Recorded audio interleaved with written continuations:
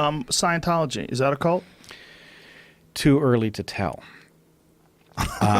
Okay, but let's stop. Well, because but we hold know on. the guy who created it. Well, we do, but so let me drag you back. Okay. So, by the way, I'm very uncomfortable with Scientology and what it does. But the problem is, as Scientology itself points out, if you looked at the inception of something like the Catholic Church, you might be equally troubled. Sure, which is why I think they're both cults. Well, but let's be careful about that. Okay. So What do you think a cult is? What do you think a cult is? Well, I think a cult is the predatory version. It is tapping into people's natural tendency to believe in what I call metaphorical truths, and it is using it very often to extract resources from them. Like the Cynical. Catholic Church.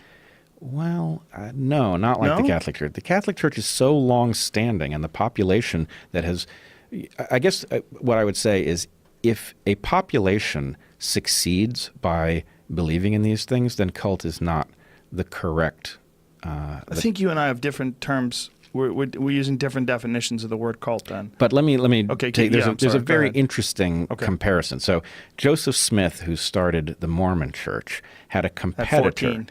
Right.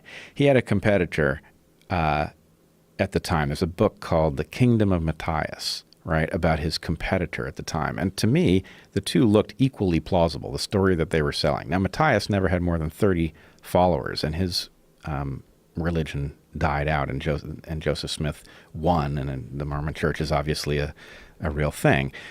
But these sets of beliefs are advanced by somebody, whether those somebodies are cynical when they do it or whether they are earnest. I think many of these, the ones that we have that have lasted for long periods of time, have been advanced by somebody who was in one way or another, conscious or not, DMT or not, tapped into something that when delivered to other people actually constituted a kind of insight. Now, As opposed to being a con man. Right. Okay, and so the origins of the Catholic Church most likely came from some desire for order and a scaffolding of how to behave and to give people rules and structure for how to get through this life with the most amount of positivity and love. And by disciplining them and having these grave punishments being held over their head, burning in the fires of the pits of hell if they decide to have sex with another man or wear two different types of cloth or whatever the other silly things that were in the Old Testament. By doing this, what they've essentially tried to do is offer people structure. No, it's not really structure. It is an analog for truths that can't be spoken literally because nobody knows how to phrase them. So let's deal with the church on the one hand and Moses on the other. Okay.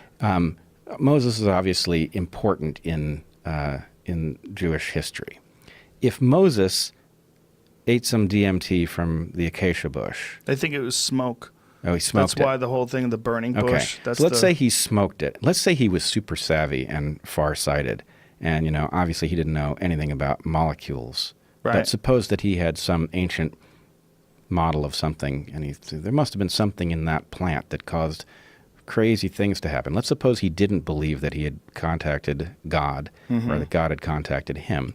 But he woke up from the thing and was like, wait a minute, I know what these people are doing wrong. I'm going to write it down and tell them came from God. Right.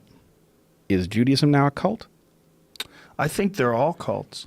I think all ideologies are cults. I don't know. I don't think there is any one person who wrote, first of all, when you're dealing with Christianity, you're dealing with translations, right? Or Judaism. You're dealing with like ancient translations of languages that aren't even spoken anymore. Right. And you're also dealing with an oral tradition of who knows how many years before it was ever bothered to be written down.